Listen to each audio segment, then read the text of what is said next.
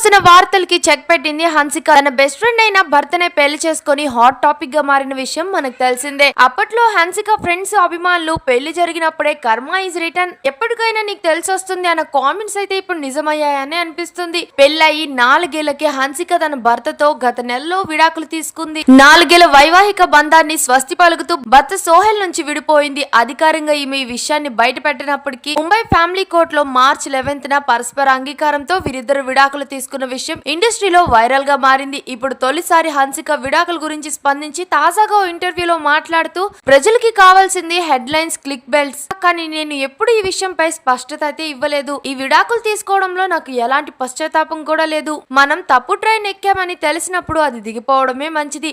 ప్రస్తుతం నేను మానసికంగా బాగానే ఉన్నాను. నా వ్యక్తిగత జీవితంపై ప్రజల అభిప్రాయాల కంటే నా ఆరోగ్యం, నా శ్రేయస్సే ముఖ్యం. విడాకుల కారణాలు పూర్తిగా పర్సనల్. కష్ట సమయంలో తల్లి తమ్ముడు అండగా నిలిచారు. విడాకుల తర్వాత విశ్రాంతి కోసం జపాన్ కూడా తిరిగి వచ్చాను. చైల్డ్ ఆర్టిస్ట్ గానే కెరియర్ మొదలుపెట్టిన హన్సిక టీనేజ్ లోనే దేశముద్రు సినిమాతో హీరోయిన్ గా ఎంట్రీ ఇచ్చేసింది. ఎక్కువగా తెలుగు, తమిళ సినిమాలు చేసింది. 2022లో డిసెంబర్ లో సోహెల్ ని పెళ్లి చేసుకుంది. రాజస్థాన్ వేదికగా డెస్టినేషన్ వెడ్డింగ్ కూడా చేసుకుంది. ఈమె వివాహాన్ని హన్సిక లవ్ షాదీ డ్రామా పేరిట కూడా ఓటీటీలో విడుదల చేశారు. కానీ ఇప్పుడు 4 ఏళ్లకే వీరు విడాకులు తీసుకున్నారు. హన్సిక బెస్ట్ ఫ్రెండ్ తోనే ఫస్ట్ సోహెల్ కి వివాహం అయింది. ఆమెకు విడాకులు ఇచ్చేసి తర్వాత హన్సికని పెళ్లాడాడు. కానీ ఈ బంధం కూడా ఎక్కువ రోజులు అయితే నిలబడలేదు. మీ అభిప్రాయాన్ని కామెంట్స్ లో తప్పకుండా చెప్పేయండి. మరిన్ని అప్డేట్స్ కోసం మా ఛానల్ ని సబ్స్క్రైబ్ చేయండి.